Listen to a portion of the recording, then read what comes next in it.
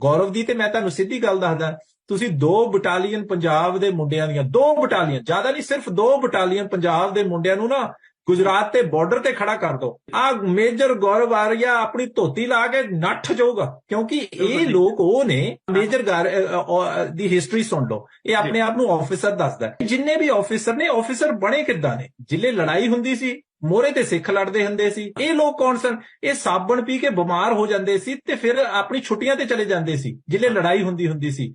ਤੇ ਹੁਣ ਇਹ ਟੀਵੀ ਤੇ ਬਹਿ ਕੇ ਗੱਪਾਂ ਮਾਰਦੇ ਨੇ। ਮੁੰਡੇ ਭੇਜ ਦੋ ਥੋੜੇ ਜਿਹੇ, 2-3 ਬਟਾਲੀਅਨ ਉਦਾਂ ਹੀ ਘੁੰਮਣ ਫਿਰਨ ਨੂੰ ਭੇਜ ਦੋ। ਗੁਜਰਾਤੀਆਂ ਨੇ ਕਹਿਣਾ ਕੱਲ ਨੂੰ ਕਸ਼ਮੀਰ ਲੈ ਲਓ। ਇਹਨਾਂ ਦੀ ਜਿਹੜੀ ਤਾਰੀਖ ਹੈ, ਇਹਨਾਂ ਦਾ ਇਤਿਹਾਸ ਹੈ, ਥੋੜਾ ਜਿਹਾ ਪੜ੍ਹ ਕੇ ਦੇਖੋ। ਦਿੱਲੀ 'ਚ ਕਦੀ ਲੜਾਈ ਨਹੀਂ ਹੋਈ, ਗੁਜਰਾਤ 'ਚ ਕਦੀ ਲੜਾਈ ਨਹੀਂ ਹੋਈ। ਇਹ ਲੜਾਈ ਤੋਂ ਪਹਿਲਾਂ ਹੀ ਹਥਿਆਰ ਸਿੱਟ ਕੇ ਨੱਠ ਜਾਂਦੇ ਨੇ। ਜੇ ਪੰਜਾਬ ਦੇ ਮੁੰਡੇ ਨਾ 2 ਗੇੜੇ ਹੀ ਮਾਰ ਦੇਣ, ਪੰਜਾਬ ਦੇ ਮੁੰਡਿਆਂ ਦੀਆਂ ਤੁਸੀਂ 2 ਜੀਪਾਂ ਭਰ ਕੇ ਨਾ 2-4 ਗੁਜਰਾਤ ਦੇ ਆਲੇ ਦੁਆਲੇ ਗੇੜੇ ਮਾਰ ਦੇਣ, ਆਦਾ ਨਾ ਕਿ ਉੱਤੇ ਲਿਖਿਆ ਹੋਵੇ ਜੀ पाकिस्तान का झंडा, ਇਹਨਾਂ ਨੇ ਤੇ ਸਾਰਿਆਂ ने हथियार सट के नट जाना। गाजा पीस प्लान को कैसे सपोर्ट कर दिया। अब आप डूरन लाइन देख लीजिए, यहां भी आपके पर एक एक्सटर्नल फोर्स है जो आपको वहां पर लगातार अटैक कर रही है। तो आपको लग रहा है कि चैलेंजिंग टाइम है और पाकिस्तान के लिए अगर अफगानिस्तान से संबंध खराब हो गए तो ईरान से पहले खराब है, अफगानिस्तान से और खराब हो जाएंगे तो आप लोगों के लिए दिक्कत होगी। पहली बात तो ये कि हमारे ईरान से ताल्लुकात बिल्कुल खराब नहीं है। एक बात मैं आपको क्लियर कर दूं, अभी 1.5 महीने पहले ईरान के प्राइम मिनिस्टर पाकिस्तान आए थे। दूसरी बात ये कि one of the best army है पाकिस्तान की, जो हम 10 मई को पूरी दुनिया को साबित कर चुके हैं। हमें भारत को साबित ही नहीं करना, क्योंकि उनको पता है उन्होंने क्या किया है, उनके साथ क्या हुआ है। तो लिहाजा ये हिस्ट्री में लिखा जा चुका है कि पाकिस्तान आर्मी ने, पाकिस्तान की एयरफोर्स ने क्या किया 10 मई को। उसके बारे में बात करने का आपको फायदा नहीं, क्योंकि आप लोग हारे हुए हैं। तो नेचुरल सी बात है वो। हाँ, हम तो बिल्कुल हारे हुए हैं, हम तो बिल्कुल पिटे हुए हैं। 11 एयरबेस पाकिस्तान के पता नहीं स्पेस में थे जहां पर वो मिसाइलें गिरी थी। वो नूर अली खान तो स्पेस में था जहां मिसाइलें गिरी थी। वो तो जैश का जो लश्कर तैयबा का जो वो तबाह हुआ था सेंटर, वो तो स्पेस में था, वो पाकिस्तान में था ही नहीं। एजेंसियों के पूरी दुनिया की सैटेलाइट मौजूद होती है, पूरी दुनिया की सैटेलाइट मौजूद होती है, सिर्फ आपकी सैटेलाइट क्या हमारी नहीं होती है। मैंने आपसे पहले कहा था एंटी इंडिया सिंड्रोम अलग रख के अगर आप फैक्ट पे बात कर ले कि पाकिस्तान और अफगानिस्तान में क्या हो रहा है तो आपके लिए अच्छा होगा। फैक्ट पे ही बात करी हूँ। अफगानिस्तान को लेके भारत के कितने भी अच्छे ताल्लुकात हो, हमें इससे कोई फर्क नहीं पड़ता। भारत की बहुत बड़ी इन्वेस्टमेंट है उनके साथ, $1 बिलियन इन्वेस्ट किए हुए हैं उन्होंने। तो नेचुरल सी बात है, और कुछ अर्से के बाद उनको भी आइडिया हो जाएगा कि उनके पैसे डूबे हैं या उनको कोई फायदा हो रहा है। रही बात दहशतगर्दी की, मैं हमारी आर्मी को भी सपोर्ट करूंगी, हमारा पूरा पाकिस्तान सपोर्ट करेगा, आसिम मुनीर को भी सपोर्ट करूंगी। 2016 में भी यही हुआ था। हमने हिंदुस्तान की लोगों को बाद में बताया कि हमने कोई सर्जिकल स्ट्राइक करी है। पहले वहां बता दिया उसके पाकिस्तान की डीजीएम लोगों की हम लड़ाई बढ़ाना नहीं चाहते। यही कार्रवाई हुई 2019 में। हमने एयरफोर्स इस्तेमाल करी उनके टेररिस्ट इंफ्रास्ट्रक्चर के ऊपर। अगले दिन उनकी एयरफोर्स आई और हमारी मिलिट्री इंस्टॉलेशंस पे उन्होंने धावा बोला। इंडियन एयरफोर्स ने माना कि ये लड़ाई करना चाहते हैं, पर हमने कुछ नहीं किया, और वही बात अब फिर हो गई। तो अब सवाल ये है कि इसमें तुलना क्या हुई। और जहां तक वाजपेयी का ताल्लुक है, अब उन्हीं को देख लीजिए जब वो प्रधानमंत्री थे।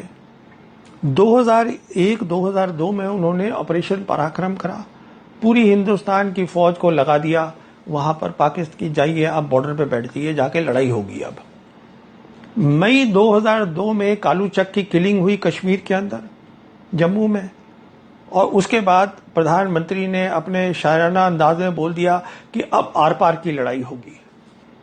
तो लोगों को लगा अब ये लड़ाई तो ये लड़ेंगे। यहां पे खलबली मच गई।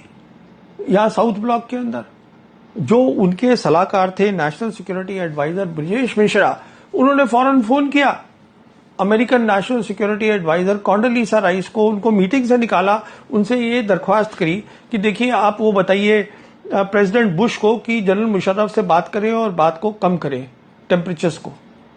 ये सारी बात कॉन्डोलीसा राइस ने अपनी किताब में लिखी है, नो हायर ऑनर्स।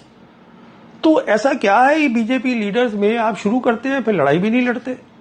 तो पहली बात तो ये थी कि ये मिसाल ही गलत थी, इसकी तुलना नहीं होनी चाहिए थी। अच्छा, दूसरी बात, राजनाथ सिंह ने हमें ये बताया संसद के पार्लियामेंट के थ्रू कि मोदी सरकार ने पूरी फ्रीडम दी हुई थी आर्म्ड फोर्सेस को कि आप जो है तय करिए कैसे करेंगे, क्या करेंगे, टारगेट्स वगैरह सब कुछ बताया था। पर यह भी ठीक नहीं लगता। हम जानते हैं कि इंडोनेशिया में जो हमारे नेवी के एडवाइजर हैं शिव कुमार, उन्होंने एक सेमिनार में बताया कि हाँ हमारे प्लेन्स गिरे हैं इंडियन एयरफोर्स के, और वो इसलिए गिरे हैं क्योंकि उनके पास पॉलिटिकल हिदायत थी कि आप जो है पाकिस्तान के एयर डिफेंस सिस्टम्स और मिलिट्री इंस्टॉलेशन पे नहीं करेंगे कुछ भी। सबको मालूम है जब भी कोई एयरफोर्स कार्रवाई करती है सबसे पहले दुश्मन के एयर डिफेंस सिस्टम को टारगेट करती है, क्योंकि सबसे बड़ा खतरा वहां से होता है। तो आपने बोल दिया एयरफोर्स को कि आप वो करेंगे ही नहीं। अच्छा, फिर ये एक बीजेपी के ये अंदर के पत्रकार हैं जो कि एग्जीक्यूटिव एडिटर हैं हिंदुस्तान टाइम्स के, इनका नाम है शिशिर गुप्ता। इन्होंने एक लेख लिखा है, इनको अंदर की खबरें मिलती रहती हैं, जिसमें इन्होंने जिक्र किया है कि इंडियन एयरफोर्स ने जब अपनी कार्रवाई करी थी तो उन्होंने सिर्फ जो एयर टू ग्राउंड मिसाइल्स थी, उनके नाम है स्कैल्प मिसाइल और क्रिस्टल गेज मिसाइल, क्योंकि आइडिया ये था, जो ऑब्जेक्टिव था जिसकी जिक्र कर रहे थे राजनाथ सिंह, कि हमें सिर्फ टेररिस्ट के ऊपर टारगेट करना है। तो ये एयर टू ग्राउंड थी हैवी मिसाइल की, वहां जाके ग्राउंड पे जाएगी। इन दोनों मिसाइल के साथ आपको थोड़ी टेक्निकल बात है कि जो फाइटर होता है उसका जो रेडार होता है उसकी कोई जरूरत नहीं पड़ती उसको मिड कोर्स करेक्शन देने के लिए, मतलब चलते हुए उसको करेक्शन देने की, वो ठीक जगह पे पहुंच जाए मिसाइल। क्योंकि जो दोनों मिसाइल होती हैं एयर टू ग्राउंड, उसके अंदर होता है वर्ल्ड एयरफोर्स रैंकिंग में भारत ने चीन को पीछे छोड़ दिया है। बड़ी खबर, भारत दुनिया की तीसरी सबसे शक्तिशाली वायुसेना। बहादुर के चेहरे पर मुस्कुराहट देखिए, ये देखिए जरा, चीन को पछाड़कर तीसरे नंबर पर पहुंचा भारत। अमेरिका रूस के बाद भारत दुनिया की सबसे ताकतवर एयरफोर्स। WGMMA ने जारी की एयरफोर्स की नई रैंकिंग। ऑपरेशन सिंदूर में दिखा भारतीय वायुसेना का दम। भारत से ऊपर सिर्फ अमेरिका और रूस है। वायु शक्ति के मामले में पाकिस्तान शीर्ष 10 देशों से बाहर है। भारत की एयर पावर का बढ़ना एशिया के सामरिक संतुलन में बड़े बदलाव का संकेत है। सवाल यही है कि चीन की एयरफोर्स से आगे कैसे निकली भारतीय वायुसेना। आगे इसे आसान शब्दों में आपको बताएंगे, लेकिन पहले ये समझिए कि कैसे तय होती है किसी देश की वायुसेना की रेटिंग।